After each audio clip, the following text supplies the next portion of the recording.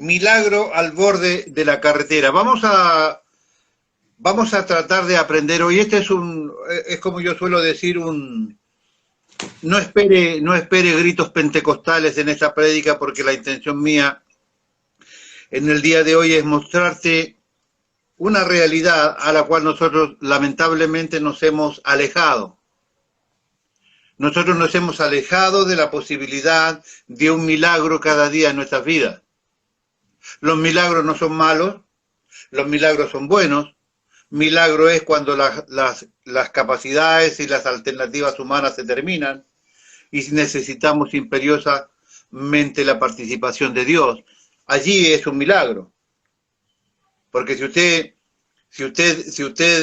se le llueve la casa y usted ora y el Señor le da los elementos para que usted tape el agujero, no es correcto decir, el Señor me bendijo, hizo un milagro, me dio lo que faltaba.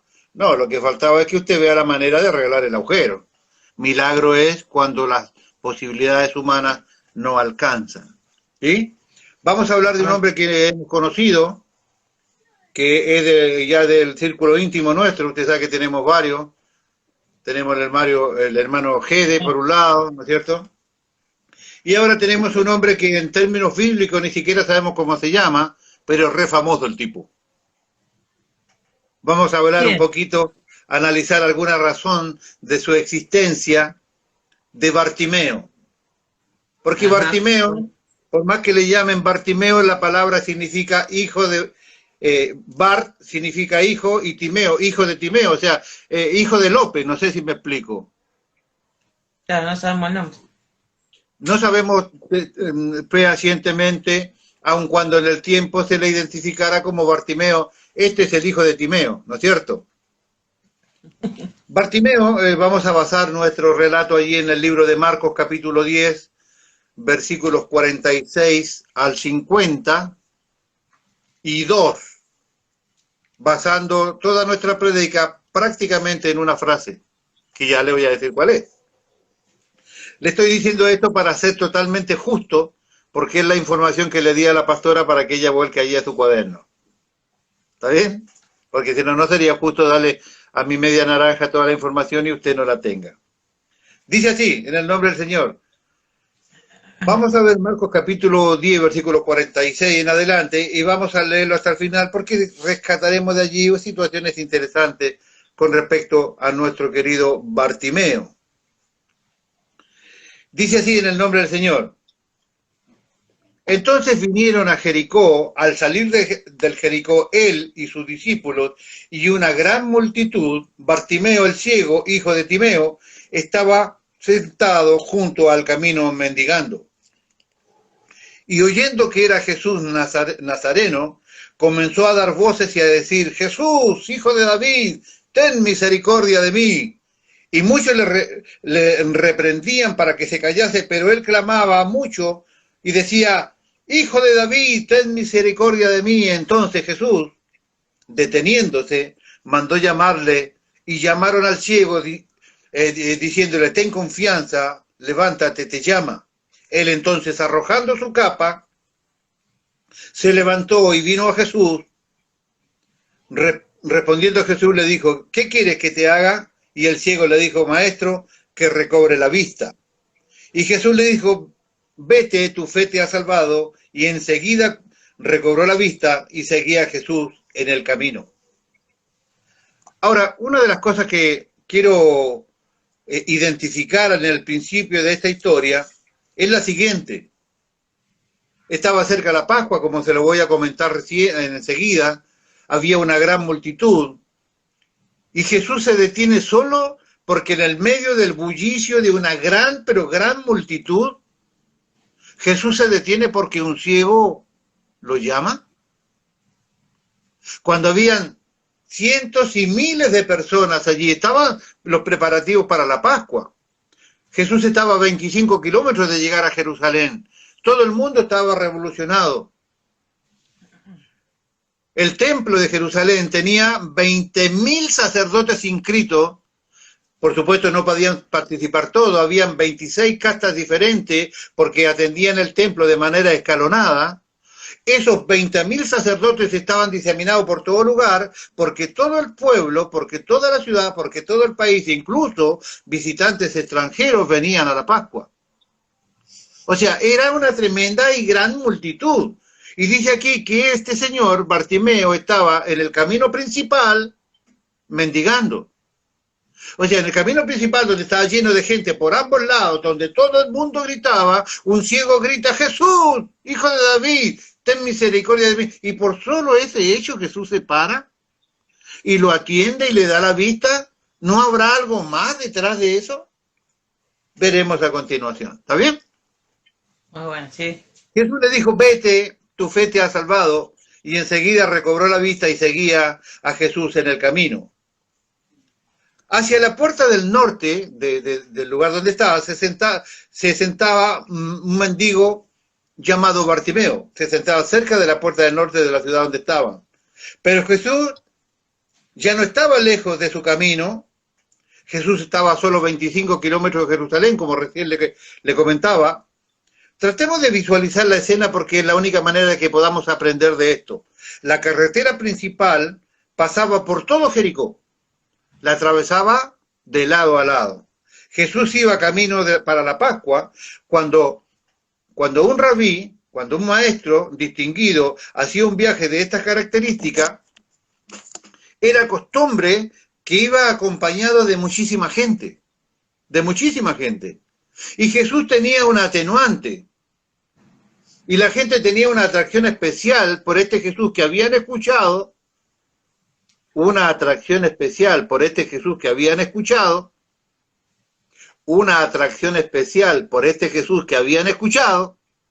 el que tenga oído para oír, oiga. Y la gente, discípulos interesados y curiosos, escuchaban las enseñanzas de este Jesús porque él era un maestro itinerante, se lo he enseñado en alguna ocasión. Jesús enseñaba mientras caminaba. Él no era muy afecto a estar sentado en algún lugar. Él caminaba y mientras caminaba miraba y sobre lo que miraba sacaba enseñanzas espectacular. El Señor es top de los top, ¿me entiende? Entonces, decía así: cuando un rabino o un maestro distinguido hacía un viaje así, era costumbre que fuera rodeado de muchísima gente, discípulos, interesados, curiosos y también enemigos, que escuchaban las enseñanzas mientras él andaba. Esa era una de las maneras más corrientes de enseñar en el tiempo antiguo. Bartimeo escuchaba refregar muchos zapatos, mucha gente que movía los... porque Bartimeo es ciego, o sea, no es que el tipo tiene una panorámica espectacular de lo que pasa. El tipo lo único que escucha es el zapateo y el arrastre de las piernas de la gente. Bartimeo escuchaba el refregar de muchos pies y preguntaba: che, ¿qué pasa? Y che, loco, ¿qué pasa? Decía Bartimeo, porque era medio argentino, ¿vio? Che, ¿qué pasa? Así que en la calle de Jericó estaban rodeadas de personas, y aún más en los tiempos corrientes, porque había muchos ansiosos y curiosos por ver por sí mismo a aquel intrépido maestro ambulante, Jesús de Nazaret, que se había atrevido a desafiar a todo el poderío ortodoxo del tiempo. Había desafiado a toda la religiosidad, a todos los líderes políticos religiosos del tiempo. Y estaban ansiosos porque si lo que este Jesús de Nazaret decía, en función de contradecir todo el proceso religioso que los fariseos presentaban, entonces, si Jesús tenía razón, todo lo que los fariseos hacían estaba obsoleto, no servía para nada. La gente estaba curiosa de ver personalmente a este Jesús y a ver qué iba a pasar con este Jesús que estaba por invadir Jerusalén. Entonces había una atracción especial en función de este paso que tenía por allí, por Jericó, Jesús camino a Jerusalén. En esta travesía, acompañado de toda esta gente, Bartimeo siente los pies y empieza a preguntar: che, loco, ¿qué pasó, hermano? Ponga atención, por favor. Sí. Así que se detiene, ya conocemos la historia, se detiene, lo mandan a buscar. Claro, Bartimeo no sabía para dónde ir. mucho ruido, mucha gente, muchos zapatos moviéndose, mucho ruido. No es que usted dice, claro, usted le dice, venga, y usted va porque usted ve, Bartimeo era ciego. ¿Dónde está? Y él gritaba. Si bien es cierto, la teología de Bartimeo era errónea, porque él decía, Jesús, hijo de David, ten misericordia de mí, hablaba de un conocimiento de ese Mesías conquistador, de ese Mesías dominante, ese Jesús, hijo de David, de ese Mesías rey que vendría a subyugar al imperio romano, que era que en ese tiempo tenía esclavizado a los hebreos. Al decir Jesús, hijo de David, él tenía una concepción equivocada teológicamente de este Jesús de Nazaret. Jesús en ese momento, si había algo que no era, no quería ser rey, la gente lo había querido hacer rey y él lo había deseado porque no era su tarea. Entonces, teológicamente, él estaba equivocado. Pero aun cuando teológicamente estaba equivocado, Bartimeo tenía fe. Pongan atención los evangélicos. Puede tu teología estar equivocada, pero puedes igual tener fe. Continúo. No me detenga ni me desvíe, López, por favor. Así que recibió su vista, y cuando recibe su vista hace algo interesante. Él no se fue a dormir, ni le fue con el cuento al papá o a la mamá o a la familia. No se fue a hacerse ver que ahora veía en todo su círculo íntimo. Dice la Biblia claramente, así que recibió la vista, no se fue a dormir, sino que siguió a Jesús por el camino. ¿Qué hace usted si usted no veía y de repente ve? Usted parte volando para donde la Nuni, para que la Nuni lo vea. Llega donde la Nuni no la vio nunca porque usted es ciego y de repente llega ahí y le dice ¡hola! O sea, no sé qué habrá expresión, habrá sentido si usted va y abre los ojos y por ahí se encuentra con una belleza o por ahí se dice ¿por qué me dice la vista Jesús? Bueno, ese será tema de otra predicación. Lo cierto es que este muchacho no se fue para su casa, dice, y esto es muy importante, dice que seguía a Jesús por el camino. Muchos de nosotros hemos recibido vista espiritual, muchos de nosotros hemos recibido bendición física inclusive, muchos de nosotros hemos recibido mucho de Dios, y nosotros recibimos la vida espiritual, tal vez también la vista física, pero nos hemos olvidado después de todo lo que hemos recibido. Este hombre, en cambio, seguía a Jesús por el camino. Nosotros somos bastante olvidadizos para las bendiciones que hemos recibido de nuestro Dios. Muchos de nosotros hemos sido salvados de hace 20, 30, 40 años. No andamos en el camino de Jesús. No andamos en el camino de Jesús. Yo le voy a mostrar ahora qué es lo que significa andar en el camino de Jesús, porque no es con Jesús. Esta es una gran problemática que tienen los evangélicos. Yo no estoy en el camino con Jesús. Jesús dijo, yo soy el camino. Entonces, estar en el camino significa estar en Él. Significa estar en el centro de su voluntad, significa estar en el centro con Él, porque Jesús es el camino. No es que hay un camino y yo camino ese camino con Jesús. Jesús es el camino. Mantenerse en el camino es mantenerse en el centro de Cristo. ¿Me va entendiendo? Bien, continúo. No me desvíe, por favor, López. Andamos en muchos propios caminos, pero los domingos por la mañana, los jueves por la tarde, intentamos andar o meternos de vuelta en el camino, pero terminada nuestra reunión, volvemos a nuestro propio camino. Cualquier otro camino que no sea el camino, él, es un camino de hombre, es un camino cualquiera, es un camino que no necesariamente te tiene que llevar a la presencia de Dios. ¿No? Todos los caminos van a Roma, no le aconsejo que vaya para Roma porque en Roma primero hay coronavirus y segundo allí está el Vaticano y ya sabemos más o menos por dónde viene la mano con el Vaticano, no le aconsejo que vaya para ese camino, vaya por el camino del Señor, vaya para Israel en todo caso. Continúo. La razón por la que tenemos tantas miserias y que tenemos tantos temores se debe a que en el momento en que fuimos salvos, en el momento en que conocimos la verdad, no anduvimos simplemente en ese camino conforme nos ha dejado el Señor en su palabra. Este es el motivo por el cual caemos todo el tiempo en distintos enredos, en distintas trampas, en distintos pozos de ese camino, porque ese camino no es el que Dios te ha trazado. Si se nos ilumina los ojos de nuestro entendimiento de alguna manera especial como resultado de este tiempo que en la mañana el Señor nos reúne aquí, deberíamos determinar clara y puntualmente decidir andar en el camino que es el Señor. Continúo. Volviendo ahora al versículo 50, entonces, arrojando su capa, se levantó y vino a Jesús. Esta es la frase que yo quiero utilizar como corazón, si usted quiere, como corazón de esta prédica. Algunas versiones de la Biblia, como una versión inglesa, por ejemplo, en vez de capa usa la palabra prenda, lo cual no es correcto. La razón se debe que la palabra prenda, la palabra garment, puede referirse a cualquier parte del vestuario. Puede ser tu corbata, tu camisa, tu pantalón, el pullover, puede ser un vestido, un abrigo. La palabra que se usa aquí claramente es la palabra robé.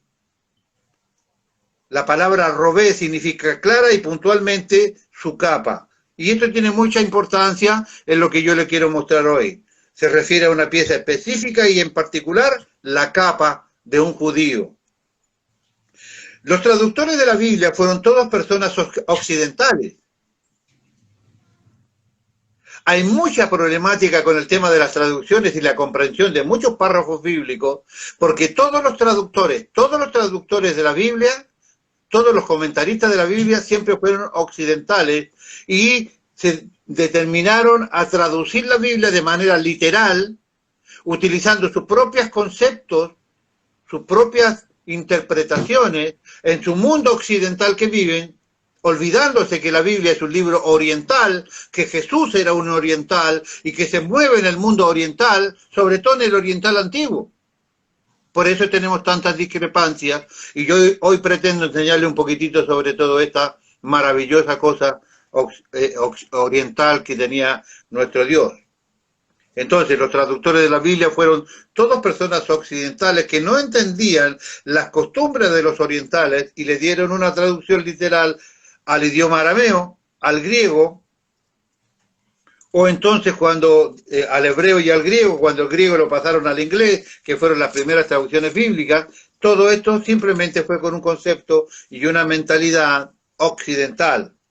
Por tanto, cuando las personas traducían, no conocían las costumbres de la tierra, es por eso que cada palabra tiene significados diferentes para nosotros y muchas partes de la Biblia no las podemos entender o apropiar claramente. Yo tengo aquí algún ejemplo que le va a gustar. Para probar este punto, tenemos un mensaje en la Biblia muy importante. Nuestro querido hermano Juan B. ¿Se acuerda quién es Juan B? Juan B. Juan Bautista. Juan Bautista, claro, somos tan íntimos y acá le llamamos Juan B, porque veo que hablamos tanto de él y ya somos íntimos. Juan el Bautista le dijo a los fariseos que vinieran a bautizarse al Jordán.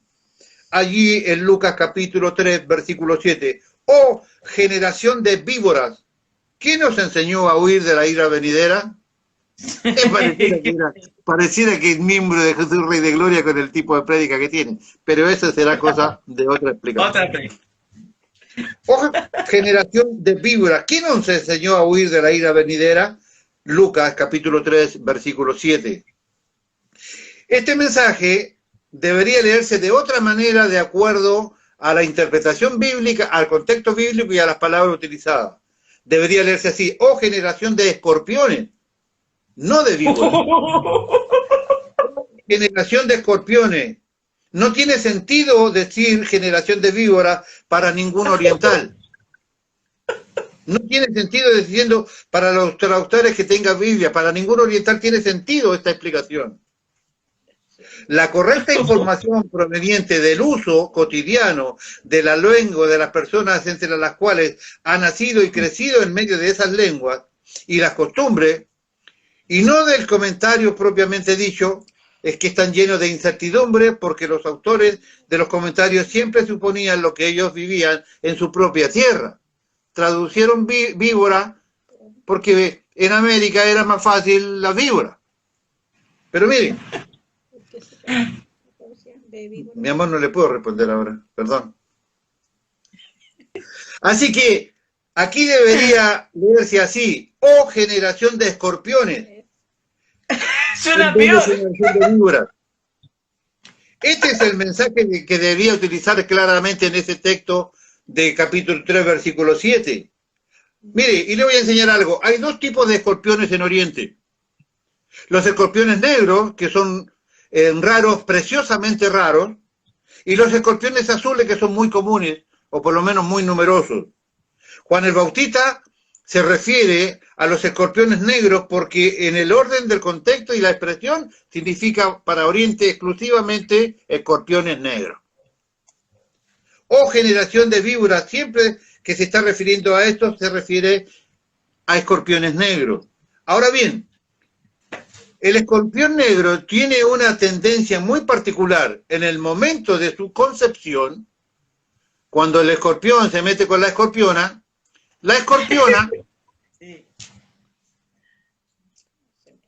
en este momento de la concepción, el padre es muerto por la escorpiona.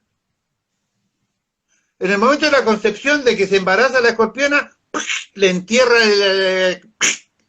y el macho se muere. Repito. Ahora bien, el escorpión negro tiene una tendencia muy particular. En el momento de la concepción, el padre muere, y cuando nace el escorpión, la madre muere. ¿Le explico cómo? La madre muere porque el escorpión chico que está dentro del útero de la escorpiona, desde el interior, cuando ya está medio crecido, empieza a comerse a su mamá por dentro, abriendo su propia manera, su propio agujero para salir. La madre muere porque el escorpión desde el interior come su salida hasta el exterior de la madre. Durante el tiempo que se pasa comiendo la salida, ya se hace un pequeño escorpión y la madre muere. O sea que el tipo, se le murió la mamá y se le murió el papá. El tipo nace huérfano. Ponga atención. Esa es la razón por la cual hay tan pocos escorpiones negros, porque los padres mueren cuando las crías son concebidas y las madres cuando dan a luz. Por eso es que hay tan poquitos escorpiones negros. Debemos recordar que para el oriental no existe separación de la vida diaria con la religión. Para ellos estas dos cosas están fundidas en una sola. No importa a la religión que pertenezcan. Puede ser al hinduismo, puede ser al cristianismo, puede ser maometano, no importa. El habitante de Oriente tiene tan enraizada su vida religiosa con la vida civil o social. Esto es importante tener en cuenta para lo que yo le voy a enseñar ahora.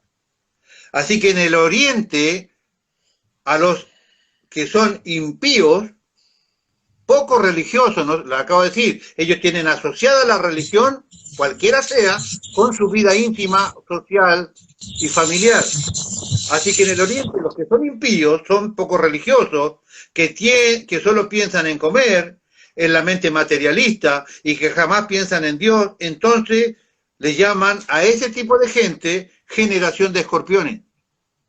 Este es un vocablo, es una identificación para cierto tipo de personas que no están interesados en las cosas espirituales, como es la costumbre del oriental. Se dedica más a las cosas materiales, a comer, a trabajar, a hacer plata. Eso los orientales lo identifican como generación de escorpiones. Avanzo. Ellos comen hasta alcanzar su objetivo. El escorpión negro come dentro de su madre hasta alcanzar su objetivo. ¿Cuál es el objetivo? Hacer una salida desde donde se está criando. No importa lo que pase. Él se comerá a su madre, pero él alcanzará su objetivo. ¿Va entendiendo? ¿Por qué? Porque un escorpión nace hecho un huérfano. El escorpión no tiene quien lo guíe, no tiene quien le enseñe. Así es el hombre que no tiene espíritu. Es como un escorpión sin luz alguna, sin sabiduría, sin verdad, sin aprendizaje y sin espiritualidad. ¿Cómo nosotros nacemos en este mundo? Mire, así como el escorpión negro nace huérfano, así el hombre que viene a este mundo, que no aprende las cosas del Espíritu, ni se interesa de Dios, también nace huérfano. Cuando nosotros hemos nacido, producto de que, ya lo estudiamos en el Regénesis, la palabra que había sido puesta por el Espíritu Santo fue cambiada por la nueva orden que vino de parte de... Ya sabemos que no es serpiente, pero póngamele serpiente, sabemos que la cambió allí y vino a estar allí. Entonces, nacimos muertos espiritualmente. No tenemos padre. Estamos lejos de Dios. Nacemos huérfanos de padre. Y como es un nacimiento espiritual, nacemos huérfanos de madre, en lo espiritual. Nacemos como el escorpión, sin padre.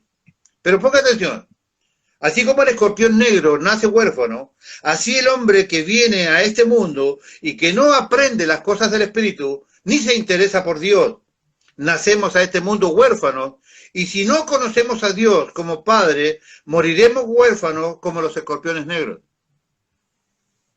Podremos vivir una vida sin espiritualidad, sin acercamiento de Dios, sin conocimiento de Dios. Dedicaremos nuestra vida a comer, a alcanzar nuestros logros, no importa a quién tengamos que matar, nos preocuparemos de lo material, nos preocuparemos de poder sobrevivir y subsistir en este mundo, lejos de Dios, lejos de la espiritualidad, lejos del conocimiento de la palabra de Dios. Somos los escorpiones negros.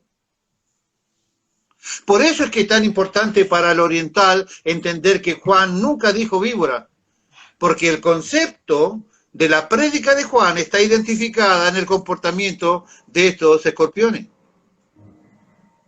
Los orientales denominan a estos hombres una generación de escorpiones. Tales hombres son solamente barriga pensante, comen, se van a dormir y un determinado día mueren sin Dios. No tienen espiritualidad alguna, nadie los guía, son huérfanos espirituales en todo sentido. Sin embargo, allí en Hechos capítulo 28, versículo 3, la Biblia nos muestra acerca de un incidente que tuvo el apóstol Pablo con una víbora, ¿se acuerda? Que estaban haciendo fuego allí, y estaban allí calentándose, y de repente el apóstol Pablo quiso dar una mano, agarró unas ramas para tirar al fuego, y una víbora se le prendió del brazo, ¿se acuerda? Sí, que todos esperaban que muera. Esa sí es una víbora real, porque la palabra utilizada allí identifica una víbora real. ¿Está bien? Muy bien. En la lengua aramea, una palabra puede tener 4 significados diferentes. Volvamos ahora, ya le di ahí una explicación de esto, volvemos al capítulo, al versículo 50 de nuestra prédica. Volvamos al versículo 50. Y él, entonces, arrojando su capa, se levantó y vino a Jesús. Arrojó de sí su capa, se levantó y vino corriendo a Jesús. Voy a explicarte qué es lo que significa esto y qué tanta importancia tiene esto. Te hablé al principio, cómo es que Jesús se detiene a escuchar la voz de un ciego que grita desaforado en el medio de semejante bullicio, de semejante cantidad de gente. Vamos a ver si había algo más detrás de ello. ¿Está bien? Así que Bartimeo se sentaba al borde del camino mendigando. En esos días de Jesús iba pasando por aquel lugar, aunque él no podía verlo pasar, sí podía oírlo y podía oír la muchedumbre.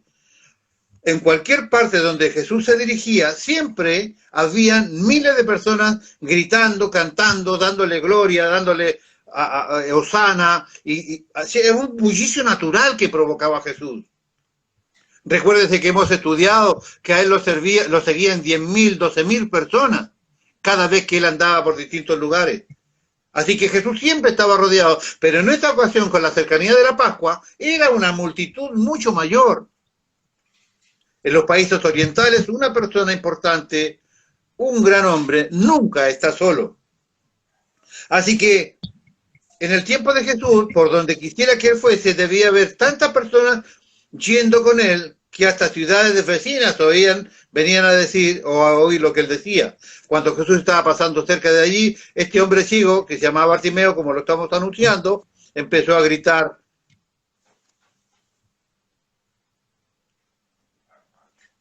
David, hijo de David, ten misericordia de mí. ¿Cómo? Repito, hágase la película conmigo, sí, métase en su Netflix, ¿no? Usted tiene allí todo a Jesús, todo el bullicio, la gente, ¿no? Todo el mundo grita, todo el mundo hace ruido y hay alguien que le dice, ciego, cállate. No grité, si todo el mundo hace ruido, ¿por qué callar a este? ¿Quiénes los hacían callar? Se preguntó alguna vez usted, ¿quiénes hacían callar a Bartimeo? Le dije al principio que Jesús era un maestro itinerante, alguien que mientras caminaba enseñaba. Las personas que hacían callar a Bartimeo son aquellos que estaban escuchando las enseñanzas que Jesús te estaba dando en ese minuto y que este ciego con sus gritos no permitía escuchar las enseñanzas que Jesús iba dando mientras iba caminando. Ellos son los que hacen callar porque gritaba de una manera de verdad desaforada. Así que allí tiene la identificación perdón, de aquellas personas que hacían callar a Bartimeo. Eran los que estaban interesados, de curioso, de verdadero interesado. Eso no lo puedo hacer porque todavía no pude conseguir el DeLorean para volver al pasado y averiguar esa parte, pero cuando consiga el DeLorean del profesor Brown, le voy a contar ese secreto. Lo cierto que las personas que hacían callar a este Bartimeo son las personas interesadas en lo que Jesús estaba diciendo. Los que pedían a Bartimeo que se callara son los interesados en escuchar al maestro que enseñaba. Si estás verdaderamente interesado en lo que Jesús dice, debes hacer callar las voces que te interrumpen. Jesús reconoce la valía y el interés de Bartimeo. Lo seguía, muestra natural y espontáneamente su gratitud. Lo siguió y no dejó el camino de él. Segundo, él sabía que era su solución. ¿Cuántas personas habrán escuchado este llamado de Cristo en el medio de esta multitud llamado pandemia a través de las redes sociales, de nuestras propias prédicas? ¿Cuántas personas escucharon la voz de Dios y no hicieron caso como Bartimeo? ¿Cuántas?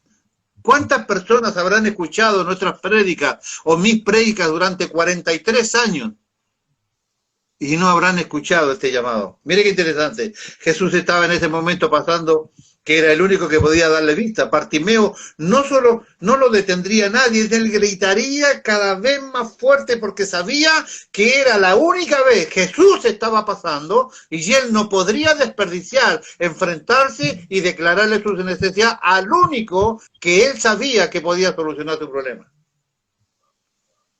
Así que el ciego Bartimeo estaba convencido, solo Jesús podría darle vista. Era su gran oportunidad y no importaba a quién le hiciera callar, él seguía gritando, Jesús, hijo de David, ten misericordia de mí. Nadie le impediría alcanzar su propósito. Clamó a gran voz diciendo, Jesús, hijo de David, ten misericordia de mí. Y él sabía, porque habrá escuchado por allí, él sabía quién era Jesús. Cuando le dijeron, está pasando Jesús, él se puso espontáneo el grito, es espontánea la desesperación. Él sabía quién era Jesús. Está convencido que él era su solución. Así que Jesús oyó al ciego Bartimeo, le llamó, e inmediatamente separó la comitiva por donde él iba por los gritos de un ciego, en el medio de una multitud. ¿Se para solo porque el ciego gritaba en medio de una muchedumbre que hacía tanto ruido? ¿O él podía saber por su espíritu algo más? Cuando Jesús le dijo que fuera y que le llamaba al ciego Bartimeo, no sabía cómo acercarse, porque claro, ciego, imagínense. Entonces, algunos que estaban con él le llevaron hasta el Señor. Bartimeo no sabía cómo acercarse, pero algunas de las personas se le acercaron y dijeron, anímate, te está llamando. Esas personas están conduciendo a Bartimeo hacia el Señor. Entonces, arrojando su capa, se levantó y vino rápido, volando, instantáneamente. Repito, ¿cuántos habrán escuchado el paso del Señor y nunca vinieron a ellos, al Señor, tan rápidamente como es necesario? Jesús no le dijo, arroja tu capa, deja eso ahí, o sus discípulos, ¿para qué lleva eso? Fue de manera voluntaria. Él arroja de manera voluntaria. Ahora va a ver la importancia de este arrojo voluntario. Sino que arroja su capa de una iniciativa propia. ¿Por qué lo haría? ¿Cuál era el significado que tiene echar fuera y arrojar aquella capa? Veamos ahora un poquito sobre esto. Antes de comenzar a comprender esto, permítame situarlo en el Oriente. Dejamos ver más o menos qué se trata, cómo vive y quién es Bartimeo. Las Escrituras dicen que se sentaba al borde del camino mendigando y además que arrojó su capa. Estos dos hechos, para el grueso de los evangélicos, no tienen mucha importancia, pero para JRG lo tiene. Escuche. Cuando llegas a Oriente, te encuentras con que muchos mendigos allí, aparentemente los encuentras allí, como que allí hay demasiados mendigos. Parece que son todos muertos de hambre. Todos andan pidiendo para comer. Escúcheme una cosa. Cuando vas a Palestina, a Egipto, a la India, te encuentras con muchos mendigos en ciertos determinados lugares. Ponga atención, en determinados lugares. Hay personas que en el occidente que piensan que todos los mendigos son personas pobres. Y esto es una gran equivocación. La mayoría de los mendigos que se sientan en ciertos lugares a pedir limosna no están allí pidiendo dinero. Él se encuentra allí con aquella actitud de mendigar porque están buscando la sanidad sobre alguna enfermedad incurable. No están pidiendo dinero. Según la filosofía oriental, tanto si un hindú, un maometano o un judío, si un hombre se le da una enfermedad incurable y los doctores te dan como desahuciado diciéndote que no hay manera de que lo tuyo se resuelva, buscarán, a pesar del dinero que hayas podido gastar, simplemente tendrás que buscar sanidad en otro lugar. Suponte que yo tengo un hijo. Ponga atención. Ese hijo no nació ciego. Se hizo ciego por el correr del tiempo y de la enfermedad. Y que yo lo haya llevado a los mejores doctores del lugar. Y que los doctores finalmente me dicen, hemos hecho todo lo que ha sido posible para sanar a tu hijo, pero no hay nada más que hacer. Solamente Dios puede sanar a tu hijo. Si te han diagnosticado una lepra incurable, una mujer que ha contraído algún tipo de enfermedad incurable, entonces el único recurso que le queda a un oriental es Dios. No te olvides que te dije al principio, la vida social, la vida familiar, la vida económica es una sola cosa con la vida religiosa. Cualquiera sea la religión a la que ellos pertenezcan, no hay separación. Y entonces, de acuerdo a la religión, y para obtener el favor y la simpatía de Dios, debes comenzar a mendigar. Debes comportarte como un mendigo. Cuando te comportas como un mendigo, entonces has perdido todo el respeto por ti mismo. Segundo, te desprendes de tu orgullo personal totalmente. Te reconoces vulnerable y necesitado como cualquier otro. No tienes amor propio de ninguna manera por ti mismo. Pierdes toda tu reputación social. Llegas a ser el más humilde de los humildes cuando te comportas como un mendigo. Entonces Dios, a través de su misericordia, puede darte la sanidad de alguna manera a través de algún hombre santo. Mendigar en aquel tiempo es mostrar la más grande de las humillaciones, es desprenderse de todo el poderío económico, familiar, de la casta social a la que pertenece, del orgullo que han mantenido porque pertenecen a un estrato social diferente. Todo eso es tirado por tierra cuando tú te vuelves mendigo. Y empiezan a buscar la misericordia de Dios a través de la humillación y a través de verdad volverse humildes a través de ese sufrimiento para tratar de encontrar a lo largo de la vida la sanidad que ellos esperan. Este tipo de enseñanza que se imparte en Oriente. Así que por la mañana, este hipotético señor, o yo, tomo a mi hijo, lo visto a mi hijo, de acuerdo a la casta social a la que pertenecemos, lo subo a mi coche. Si es un hindú, lo voy a poner un turbante sobre su cabeza y lo voy a vestir con ropas acorde a su situación social. Sin embargo, una persona, él no se puede ver, pero él va a estar con su turbante, va a estar con su túnica. Él no se puede ver, pero las personas que lo vean van a identificar que si él tiene turbante y tiene las ropas adecuadas, ese hombre no es un pobre desgraciado que está muerto de hambre, sino que es una persona culta, instruida, de una familia pudiente que está haciendo allí mendigo con necesidad de sanidad. Eso los orientales lo saben claramente. No lo insultarán al pasar, por el contrario, lo respetarán. También le pondré una bolsa de lana en sus manos y lo llevaré en mi automóvil a solo 3 lugares donde yo puedo ir a colocar a un ciego en estas condiciones. Los 3 lugares donde el mendigo puede irse los siguientes: junto al camino de la entrada a la ciudad o en la calle principal de la ciudad donde se encontraba el ciego Bartimeo. También los podía llevar a las puertas del templo. Y tercero, a las orillas de algún río o de algún lugar donde haya agua,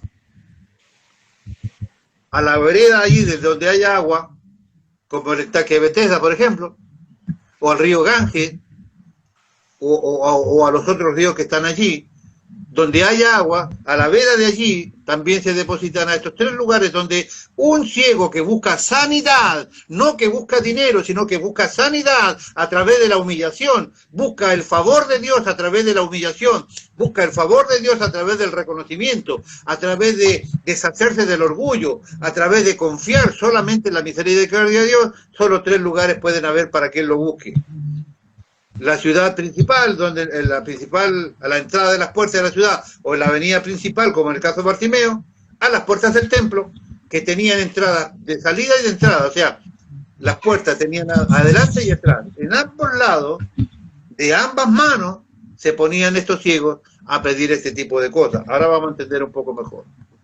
Miles de personas pasan diariamente por esos lugares. La mayor cantidad afluente de gente, mayor cantidad de posibilidades de que pase un hombre santo con cierto poder religioso para que éste reciba la sanidad. No tenía sentido ponerlo en una callejuela cualquiera donde pasaba alguien, porque por allí sería más difícil que pasara un hombre con ciertos poderes de sanidad para sanar a tu hijo. Ahora, entonces este hombre yo tomo a mi hijo, lo pongo en el auto, lo voy a dejar allí, en este caso Bartimeo, en la principal avenida, lo pongo en el lugar, le dejo la bolsita de lana y me voy hasta mi casa. Así, esperando confiadamente que Dios pueda en su misericordia sanar a mi hijo a través de un hombre santo, con la esperanza y fe y confianza. ¿Qué hacía ese mendigo mientras esperaba y pedía limosna? Oraba a Dios para que pasara el hombre santo. Lo que el ciego hacía, que buscaba realmente su sanidad, era estar orando todo el tiempo por esa sanidad. No es que simplemente estaba allí pidiendo monedas. Por eso es importante el concepto de la búsqueda de la sanidad a través de la humillación. No es que yo me visto de pobre angá y me pongo en una esquina y con eso está solucionado. El secreto de lo que había allí era una constante oración de aquel que buscaba la sanidad de Dios. Le dije al principio, ¿qué es lo que nosotros hemos hecho para alejarnos tanto de un milagro?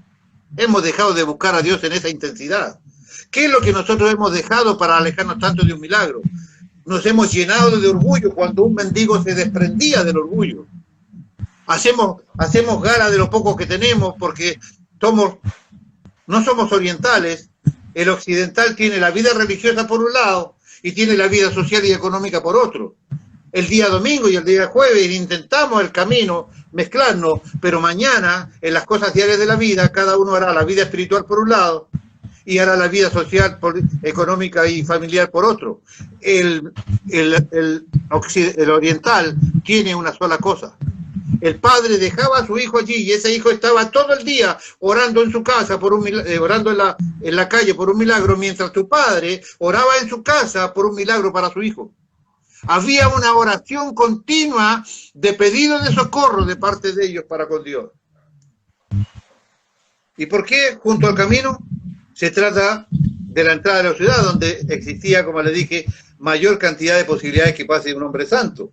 Miles de personas se cruzan viajando durante día y noche por aquellos lugares. Si se sienta junto al camino en una pequeña calle, no había posibilidad alguna. Ponga atención. Esto es Por esto que el ciego Bartimeo se sentaba al borde del camino, en el camino principal a la entrada de Jericó.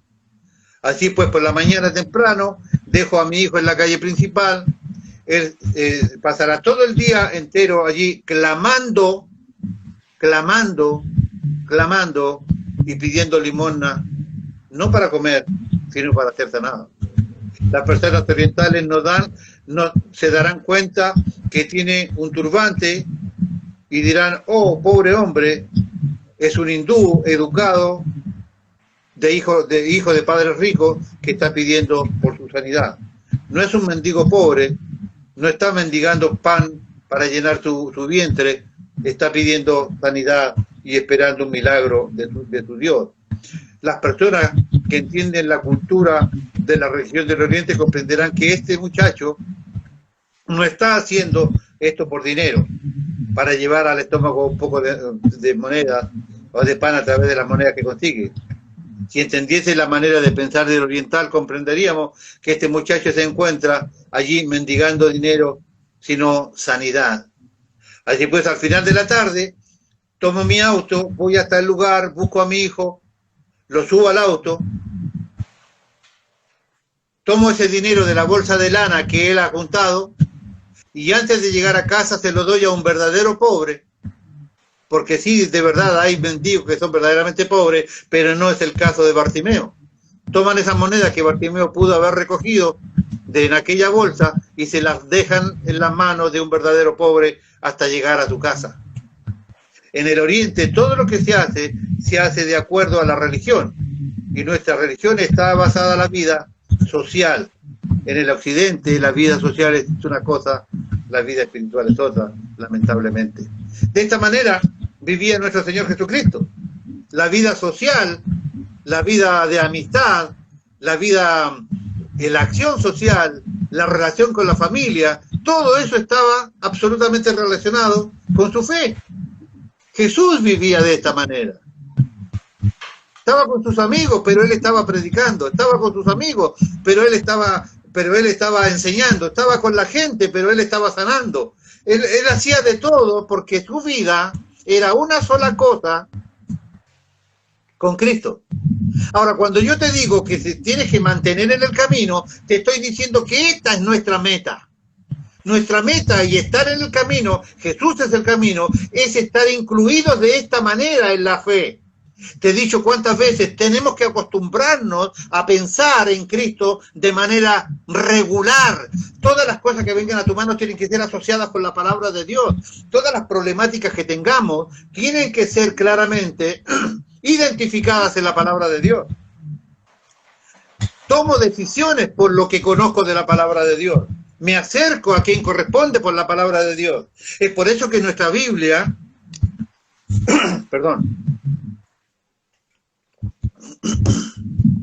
es por eso que en la Biblia el Señor nos dice con quién debemos juntarnos y con quién no debemos juntarnos. Cualquiera que llamándose hermano, ni aun comáis con este, porque usted, su vida religiosa, no debe estar separada de su vida social. Su vida religiosa y su concepto de Dios no puede estar separado de lo que usted tiene como amistad. Si usted ve que tiene un amigo que es el que te trae la marihuana, usted no se debe juntar más con él. Porque tu vida religiosa, como vive Jesús, es que su vida religiosa está relacionada con la voluntad de su Padre, y su Padre le dice con quién se puede juntar. Bartimeo se juntaba con aquellos que correspondían. Jesús se juntaba con ¿hacía sociedad con los fariseos? ¿Se juntaba él con los fariseos o simplemente les enseñaba si les declaraba la verdad? ¿Con quién lo buscaba? ¿Qué le dijo cuando ella fuera hasta tu mamá y tu hermano? Y él le dijo, ¿quién es mi mamá y mis hermanos? Todos los que hacen la voluntad de mi Padre, o sea, la vida familiar mía son aquellos que hacen la voluntad de mi Dios. ¿Con quién me debo juntar yo? Con aquellos que hacen la voluntad de Dios. ¿Por qué Jesús dijo, el que no dejare padre y madre, hermano, hermana, por causa de mí, el tal no es digno de mí? Debe decir que tengo que priorizar a aquellos que creen como yo. No estoy diciendo que no atienda a su mamá, no estoy diciendo que usted tiene que odiar a su mamá, estoy diciendo que cuando usted tenga que elegir, Dios primero. Continúo. En la religión de Oriente,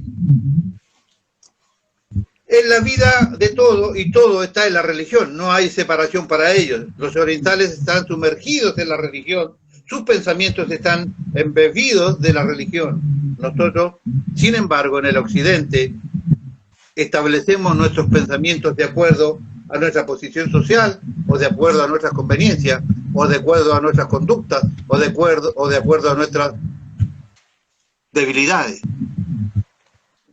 Porque el único que no querrá dejar a la amistad que tiene es porque tiene debilidad con la amistad que tiene. Si yo soy adúltero, no voy a dejar la amistad que tengo con la vecinita de allá a la vuelta. Me cuesta dejar esa amistad.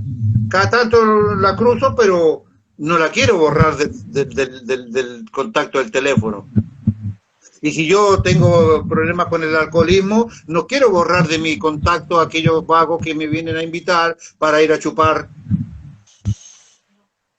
Nuestras conductas son también limitadas por los deseos que nosotros tenemos. Esta es la gran diferencia que existe entre Oriente y Occidente. El hecho es que el ciego Bartimeo estuviese sentado mendigando en aquel camino, me dice que este hombre no estaba mendigando por dinero.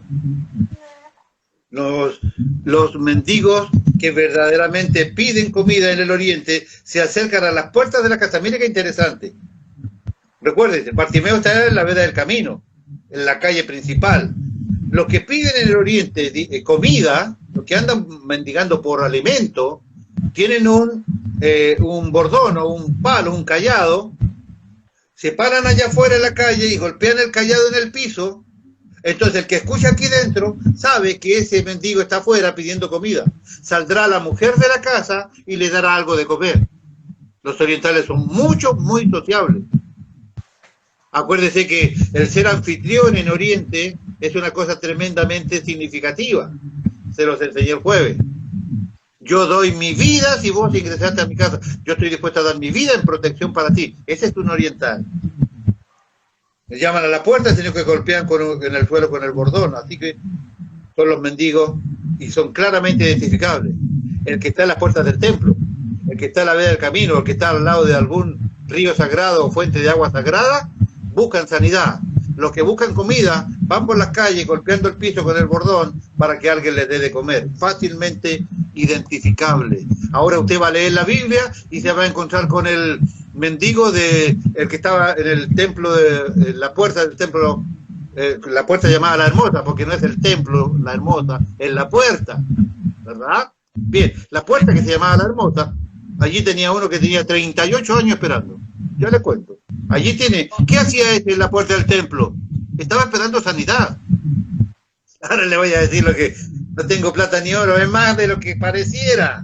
Ahora le cuento. Sí, ya cambió toda la percepción de ese versículo. Ahora, pero el mendigo que frecuenta el camino principal se sienta a las puertas del templo, él está buscando, como le dije recién, sanidad. Las puertas ya se las expliqué, tiene puertas por ambos lados. Tiene puertas por ambos lados. Entonces, veremos, se juntaban cientos de personas en las puertas del templo, porque la puerta de atrás, ambos lados, y la puerta de delante, en ambos lados, lleno de gente con problemas de salud. Importante, tenemos como ejemplo por el caso de Pedro y de Juan cuando se dirigían al templo a la hora de la oración, ¿se recuerda? Allí se encuentra a la puerta un hombre cojo pidiendo limosna. Primero Pedro le dijo, no tengo plata ni oro, pero lo que tengo te doy, en el nombre de Jesús de Nazaret, levántate y anda. Pedro y Juan, conociendo la manera de pensar oriental, ellos son orientales, y sabía que los mendigos que están en la puerta de Oriente no desean dinero, ellos podrían haberles dado alguna moneda, podrían haber pensado directamente, pero la verdadera declaración que ellos están diciendo es la siguiente. Dice así, ellos podrían haberle dado algunas monedas, pero no, porque sabían que el verdadero motivo por el cual este hombre estaba allí no era el dinero. ¿No es cierto? Eso ya lo sabe. Mire, ellos hablaron de una manera muy típicamente oriental cuando le dijeron, no tengo plata ni oro, lo que verdaderamente te tengo es lo siguiente, lo que verdaderamente se está diciendo Pedro aquí es, ni con $1.000.000 que yo te dé, soluciono tu problema, vos no estás esperando que yo te dé $1.000.000, vos estás esperando otra cosa. Cuando le dice no tengo plata ni oro, le está diciendo yo no tengo plata, no tengo oro, no tengo nada, yo no tengo lo que tú necesitas. Por $1.000.000 que te diera, no te daría lo que estás buscando y lo que tú quieres, entendiendo bien lo que ocurre. Por eso le dijo, mírame, míranos. Y cuando él fijó la vista en ellos, le dijo en el hombre, en el nombre de Jesucristo de Nazaret, levántate y anda. Y él se puso en pie y comenzó a andar. Él estaba diciendo, vos no estás esperando plata. Por más plata y oro que yo tuviera, que no la tengo, no te solucionaría tu problema. Pero mírame, porque en el nombre de Jesús de Nazaret te doy lo que buscas, levántate y anda. Porque ese hombre que estaba pidiéndome allí en la puerta del templo, ya ellos sabían que buscaba sanidad. ¿Dónde buscar sanidad? ¿Dónde buscar un hombre santo si no es en la puerta de un templo? ¿Dónde buscar un hombre santo si no es en la puerta de la iglesia? ¿Dónde buscar un hombre santo si no es el lugar donde se ora? Los mendigos van a las puertas del templo porque allí transitan los hombres santos. Muy bueno. ¿Dónde debe ir usted a buscar sanidad o santidad? ¿A la iglesia o al lugar donde se reúnen los hombres santos? ¿Dónde se reúnen los hombres santos? En la iglesia. Cuando usted debe buscar milagro de Dios, resolución de Dios, bendición de Dios, o con quién debe relacionarte en la búsqueda genuina de tu sanidad espiritual, lo que sea, tienes que ir al lugar donde se reúnen los hombres santos. Y los hombres santos se reúnen en la presencia de Dios. Pero mire que nos vamos.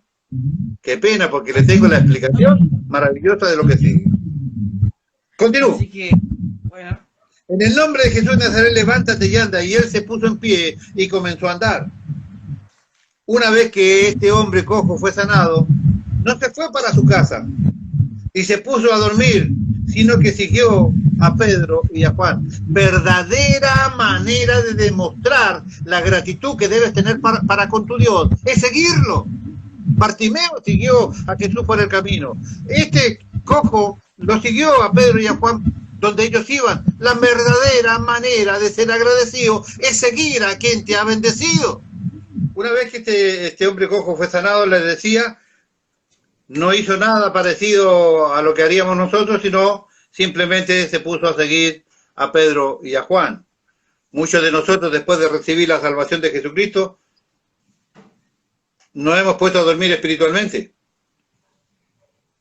Vamos a la iglesia los domingos por la mañana, pero andamos conscientemente con Cristo más o menos. No vivimos pensando en Cristo y en su palabra.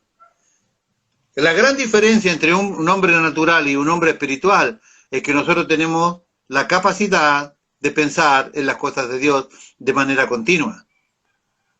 De la abundancia del corazón habla la boca. Si usted tiene lleno su corazón de fútbol, usted hablará de fútbol. Si usted tiene lleno su corazón de vedette, hablará de las vedettes. Si usted tiene llena su corazón de Biblia, hablará de Biblia. Si usted tiene su corazón lleno de trabajo, solo hablará de su trabajo. De la abundancia del corazón habla la boca. Nosotros no vivimos pensando en Cristo ni en su palabra. Este es el motivo por el cual no damos testimonio ni tenemos poder. Estamos desprovistos del poder cristiano porque simplemente no andamos con Cristo de la manera que Él pretende que nosotros andemos. Mire qué interesante lo que le voy a decir. Ese milagro que le acabamos de mencionar ayer de Pedro y Juan en los Hechos de los Apóstoles fue tan significativo.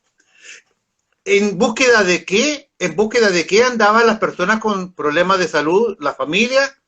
En búsqueda de un hombre santo. Ellos se hicieron famosos por aquel milagro. Pedro y Juan se hicieron famosos. Mire lo que dice. Si lees un poco más adelante en el libro de los Hechos de los Apóstoles, en el capítulo 5, versículo 15, te das cuenta de que un poco después de que se diera la sanidad a ese mendigo, en la puerta del templo, las personas comenzaron a sacar a los enfermos a las calles y los ponían en las camas y las hamacas para que al menos la sombra de Pedro pudiese tocar a aquellos santos, a aquellos enfermos, y ellos pudieran ser sanados.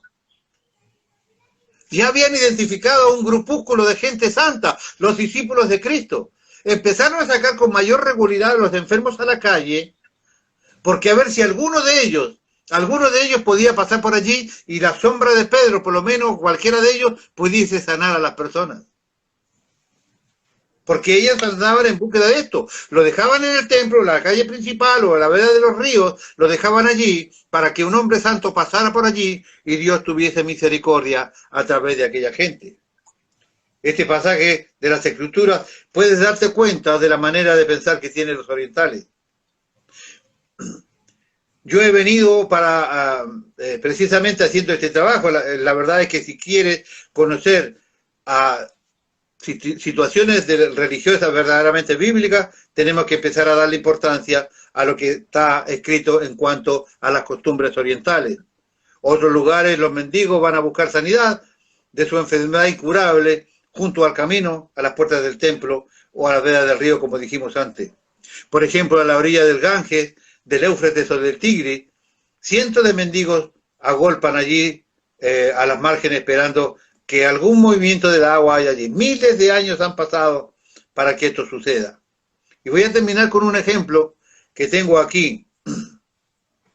En este contexto, en el capítulo de Juan, cuando Jesús se dirige al estanque de Betesda, había allí cierto hombre que llevaba 38 años esperando el movimiento del agua, dice la palabra de Dios. Estaba esperando una oportunidad para ser el primero en meterse en el agua cuando las aguas se agitan para poder ser sanado. ¿Puede alguno de los que me está escuchando esperar 38 años algo de parte de Dios? ¿Puede esperar 38 años, esperar algo de Dios? ¿38 años? Yo creo que no. Yo creo que la mayoría de nosotros le pedimos algo al Señor hoy y pretendemos que Él lo resuelva ya, mañana. Nos quedamos deprimidos si no obtenemos ahora lo que le acabamos de pedir por la mañana. Sin embargo, este hombre llevaba pacientemente esperando 38 largos años. Él estaba en un lugar donde se solían poner los enfermos que buscaban sanidad. Todos los días lo iban a poner al lado del estanque Betesda a ver si había un movimiento de las aguas. Él iba allí, entonces, sabemos ahora, en búsqueda exclusivamente de sanidad. 38 años esperando. Y lo que la Biblia dice es que Jesús sabía cuánto tiempo llevaba él esperando. Dice así, cuando Jesús lo vio acostado y sabiendo que llevaba mucho tiempo ahí, Jesús sabía cuánto tiempo estaba allí. Abro paréntesis, Jesús sabe cuánto tiempo estás esperando. Pero te voy a dar una mala noticia. Algunos de nosotros decimos, llevo 38 años orando por mi esposo. 38 años esperando que este energúmeno cambie. Poco, pastor. 38 años orando, ay, por este hombre. Sigue con los vagos de la esquina, sigue yendo a jugar al fútbol, sigue juntándose con quien no debe. Ay, 38 años de sufrimiento, pastor. Primero, si en 38 años el energúmeno no cambió, yo creo que ya no cambió. Pero como sé que Dios puede hacer lo que quiera, le digo lo siguiente. De algunas de nosotras decimos, llevo 38 años orando por mi marido. Pues bien, ¿qué son 38 años para Dios cuando para Él 1000 años son como un día y un día es como 1000 años? 38 años es nada. Porque Dios va a mirar siempre sus cosas desde el punto de vista de Dios. ¿Qué son 38 años para Dios? Eso. ¿Qué son 38 años para Dios cuando 1000 años son como un día y un día como 1000 años? No te quedes angustiada, hermana mía, porque Cristo Jesús sabe bien desde cuánto tiempo llevas deseando en tu corazón la respuesta a las cosas que te afligen. Dios lo tiene todo controlado. ¿Cuánto tiempo llevas orando por tu hijo? Tranquila, Dios conoce toda oración, cada minuto que vos estás esperando el milagro de tu hijo, de tu marido, de tu esposa. Dios sabe cuánto tiempo estás esperando esa recomposición económica, habiendo sido fiel a los diezmos. Porque, pequeño detalle, si usted claramente no es capaz de entregar su diezmo, no pretenda que Dios sea capaz de bendecirlo porque estaría rompiendo su palabra. Malaquías capítulo 3 dice que si usted no diezma, Él no puede detener al devorador y el devorador te sacará todo aquello, no solamente lo que le pertenecía a Dios, sino que también lo que vos podías manejar. Entonces usted no pretenda que Dios te bendiga en lo económico si no eres capaz, como cristiano, de entregar tus diezmos, ¿no es cierto?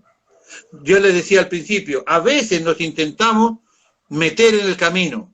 Yo puedo ser pastor, puedo ser maestro, puedo ser profeta, puedo ser evangelista, puedo ser líder, puedo ser lo que quiera. Si no cumplo con la palabra de Dios, Dios no tiene acepción de personas. Claro que los líderes tenemos mayor responsabilidad, por supuesto que la tenemos. Tenemos que ser ejemplo para los que nos siguen. Porque si yo no amo a mi esposa, ¿cómo te puedo educar a que tú ames a la tuya? Si yo no respeto a mis hijos, ¿cómo te puedo educar que tú respetes a los, dirijas a los tuyos? Si yo no puedo ser responsable de las economías de la iglesia, ¿cómo te puedo pedir a vos que seas responsable con tus diezmos? ¿Cuántas veces le he dicho, qué haría usted en mi lugar si usted tuviera que administrar una iglesia como la nuestra, de gente trabajadora? Cuando a la iglesia faltan a veces 12, 15, 20, y tengo a los líderes de testigos, 12, 15, 20 diezmos que no entran a una iglesia pequeña como la nuestra, y las cuentas vienen, y las cuentas hay que seguirlas pagando. Caminar en el camino del Señor significa que tu pensamiento, tu vida económica, familiar, afectiva, es una sola cosa con tu fe. Es una sola cosa con tu fe. No puedes ser occidental para esto. Si vivimos por una fe oriental, que Cristo Jesús era oriental, y Él nos exige vivir de esta manera, no puedes separar tu economía, tu trabajo, de lo que eres en realidad, si de verdad te consideras cristiano. Así que cada uno de nosotros sabe de lo que tiene necesidad, y Dios tiene el control de todas aquellas cosas. Jesús se preguntó, Señor, ¿qué te pasó? ¿Qué necesitas? Quiero ser sano. Sí, bueno, ¿y qué pasa? Jesús le preguntó, ¿quieres ser sano? Y el hombre le respondió, sí, Señor, no tengo quien me meta en el estanque cuando se agita el agua, y entre tanto que yo voy, otro desciende antes que yo. ¿Qué está sucediendo allí? Es decir, en vez de decirle, sí, Señor, quiero, porque si yo le digo, ¿usted quiere un asadito? ¿Qué va a decir usted? Sí, no, lo que pasa es que no tenía plata. No, ¿querés o no querés? Amén. Si usted me dice a mí, ¿querés un asadito? Sí quiero. Esto es como el matrimonio, ¿me entiende? ¿Te querés casar? ¿Cuál es la respuesta lógica? Sí quiero. Y algunos otros avivados dijeron, no, no quiero. Pero esa es otra prédica de otra. Pero acá, ¿qué tenía que responder este hombre? Sí quiero. Pero sin embargo, él empezó a hacer lo siguiente. Al decir, en vez de decir sí quiero ser sano, no, este hombre lo que hizo fue presentar sus quejas y sus fracasos al Señor. Muchos de nosotros, al igual que este hombre, imposibilitado, nos ponemos delante de Jesús a presentar nuestros fracasos y nuestras debilidades. No importa, no seas pesado con el Señor, mostrándole tus derrotas, porque tus fracasos no son fracasos de Dios, son fracasos tuyos. Nos equivocó Dios con el matrimonio que hicimos mal. Nos equivocó Dios con el trato que yo le debo dar a mi esposa. Nos equivocó Dios con mi economía cuando yo no le entregué al Señor lo que corresponde o lo que le prometí. Los fracasos son nuestros. Cuando Dios te pregunta algo, tienes que contestar lo que Él te pregunta. ¿Quieres ser sano? Sí, quiero. A Bartimeo le dijeron, ¿qué es lo que quiere? Recobrar la vista. Tiene clarito. Usted tiene que tener claro lo que desea. Usted va al dentista y tiene un problema ahí en la boca y dice, señor dentista o señora dentista, necesito que me atienda. Sí, siéntese, ¿qué quiere? Vengo a que me saque un diente. ¿Cuál? No, el que usted quiera, sáqueme el que a usted le parezca. No, uno va allí porque tiene claro lo que necesita. ¿Cómo le va a decir al dentista, sáqueme cualquiera, elija?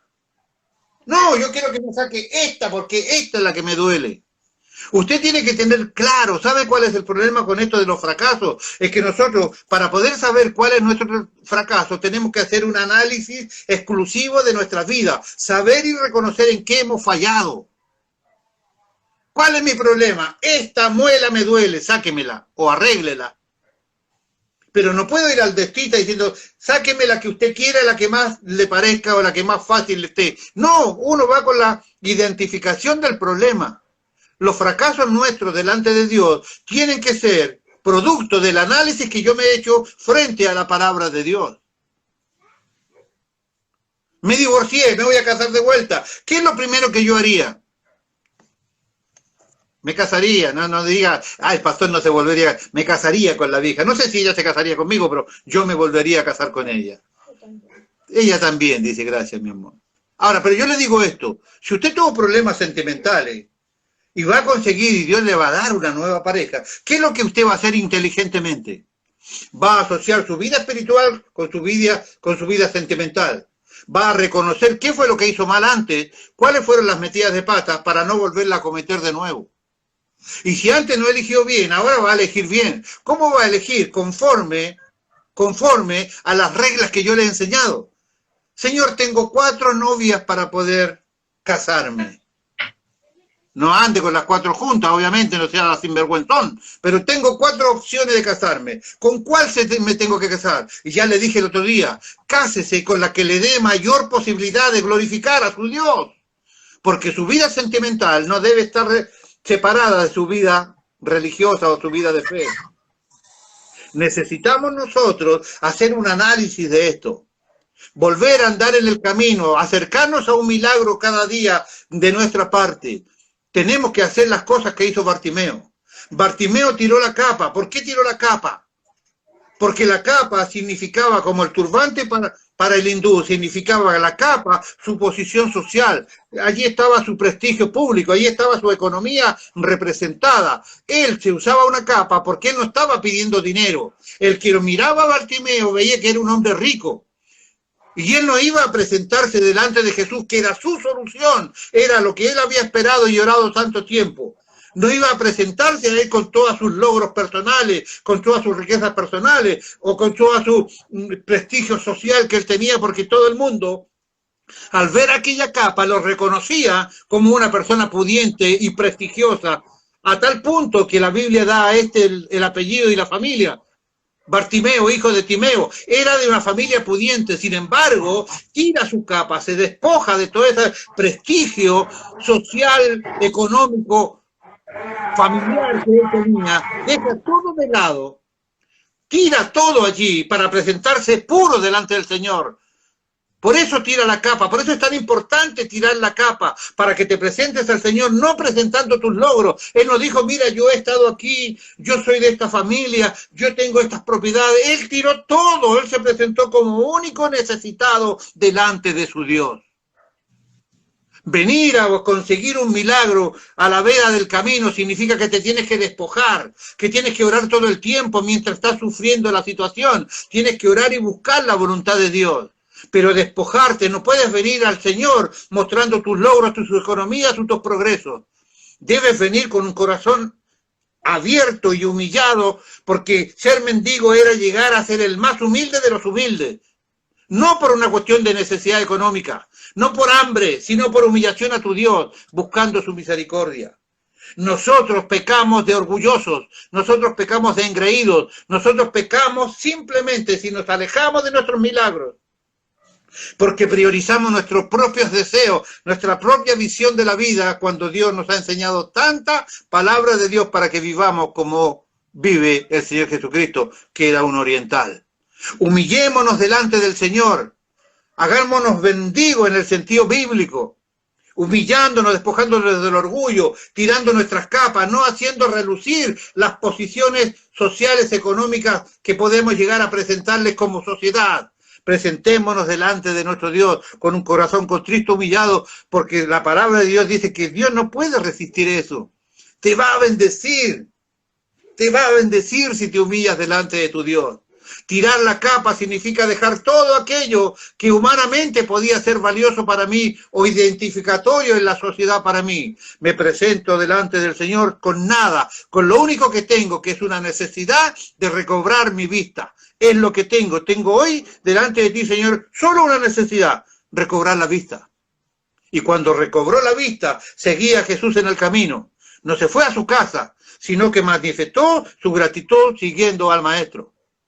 Esto es lo que nosotros hemos hecho en este tiempo, olvidándonos del contexto y del consejo bíblico para volvernos tan occidentales que a veces nos cruzamos con la fe, a veces nos cruzamos con las creencias, a veces nos cruzamos con las directivas bíblicas. Pero dice la palabra de Dios que Dios quiere que nosotros vivamos por su palabra, y su palabra es un concepto oriental de la vida. Humíllate delante del Señor. Dios hoy te está hablando de esto porque tenemos todas las posibilidades para poder ser un Bartimeo moderno. Conseguir lo que estamos anhelando de nuestro Dios en humillación, en respeto, en respuesta a las demandas de nuestro Dios. Podemos humillarnos, podemos ir en búsqueda del hombre santo. El hombre santo se cruza allí. El hombre santo es Cristo, el hombre santo es el Espíritu Santo. ¿Dónde lo buscamos? En el templo. ¿Dónde lo buscamos? En la iglesia. ¿Con quién me relaciono? Con los que creen como yo. Esta es la vida espiritual que Dios demanda. Por eso me parecía importante poder observar un poco más profundamente a Bartimeo. Bartimeo no era solo un mendigo. Bartimeo era un hombre rico que buscaba su sanidad, humillándose y orando cada día en la presencia de su Dios. Hasta que un día se cruzó con Jesús. Cada uno de los que me escucha se ha cruzado con Jesús más de una vez. Pero hemos tirado la capa y hemos salido corriendo delante de Él, o simplemente hemos escuchado a Jesús y lo hemos dejado pasar. Hoy vengo aquí con este mensaje para decirte, hoy es tiempo de pandemia, es necesario acercarse a tu Dios. Tienes el tiempo apropiado para acercarte a tu Dios. Cumple con tu Señor, porque Él nunca le ha fallado a nadie y tú no serás el primero en aquella lista. Te bendigo, hermano mío, y te aliento a que puedas amar a este Dios, a este Jesús maravilloso, que cada día se cruza en nuestras vidas y que ha tenido la deferencia de abrir las ventanas del cielo para que puedas conocer su voluntad, glorificar a Dios y Dios sea glorificado en ti. Espero que esto te aliente, espero que esto te ayude, espero que esto te nutra de palabra de Dios y que de este momento, si has estado caminando al costado del camino, te puedas insertar en el verdadero camino que es Cristo y caminar en poder, porque Cristo viene pronto. El Señor les bendiga mucho, hermanos míos. Muchas bendiciones.